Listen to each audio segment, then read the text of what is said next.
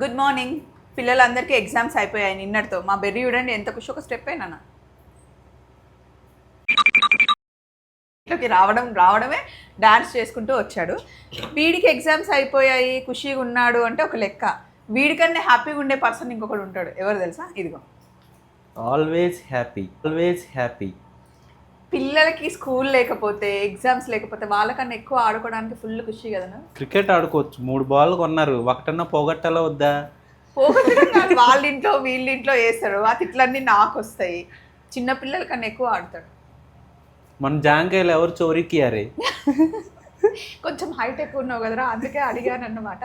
So మీ ఇంట్లో కూడా పిల్లలకి ఎగ్జామ్స్ అయిపోయాయండి. హ్యాపీగా 1.5 month, ఇప్పుడు 10 days హాలిడేస్ కదా. ఇప్పుడు 10 days హాలిడేస్ ఇస్తారు. మళ్ళీ సమ్మర్ ఒక 1 month ఏంటంటే హాఫ్ డేస్ ఉంటాయి. తర్వాత సమ్మర్ హాలిడేస్. అంతే, మొహం వెలిగిపోతుంది మా చిన్న బాబుకి. సో ఏంటండి, ఈరోజు మార్నింగ్ మా చిన్నోడు మంచి బ్రేక్ఫాస్ట్ కావాలమ్మా అని అడిగాడు. చీజ్ బ్రెడ్ టోస్ట్ చేద్దామని తీసాను అనమాట. అందుకే ఇంకా కొంచెం హ్యాపీ. ఏం తిన్నావు? నేను చాలా సాధారణమైన మనిషిని. అబ్బా, గంజి తాగుతాను అంతే.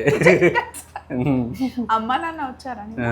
మామని ఒకటి పని చేయడం మర్చిపోయినా, కొత్త బాల్ తెచ్చి మా చుట్టుపక్కల వాళ్ళందరికీ చెప్పాలి, కిటికీలు డోర్లు జాగ్రత్త, బాగుంది సమ్మర్ అబ్బా ఇది. వచ్చింది అని. అవును నిజంగా. Tennis ball